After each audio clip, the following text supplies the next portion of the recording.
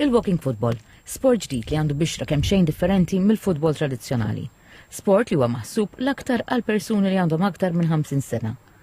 Steve Nifsud tkellem ma' TV News u jgħid li dan l-isport qed jgħin lill-bosta jibqgħu attivi u anki ma jibqgħux waħedhom.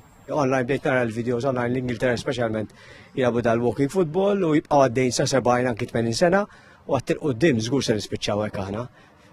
U fil-fatt qed nibdija għandna nies li huma ma jifilħu ġifieri dajjajn ħafna fiżikament imma anki mental health huwa xara speċjali. Flok joqogħdu d-dar qudiem it-television jiġu jilagħbu spiss. John Borg Costanzi jgħid li l-walking football għenu jibqa' attiv u b'saħħtu minkejja il-passat tiegħu. Kelli heart attack kelli 38. Jiġifieri l-ewwel wieħed u 48 kelli triple bypass. Tajjeb dejjem li tagħmel exercise, jiġifieri t-tabib jgħidlek tagħmel exercise. Ir-regoli tal-logħba huma sempliċi, minflok jiġru l-plejers iridu jimxu matul il-logħba. Il-kuntatt fiżiku huwa limitat sabiex jitnaqqas ir-riskju ta' korrimenti. Jiena ex-futboler labt ħafna futbol għawdex anke ftit Malta mal-belt u tal-età tagħna jien ngħid għalija l-futbol kien spiċċa li nilab, però permessa din-logħba peress li m'hemmx dak il-ġiri tal-logħba kif nafuha, nista' nerġa' nibda nipprattika dal-isport li tant inħobbu wara kollox.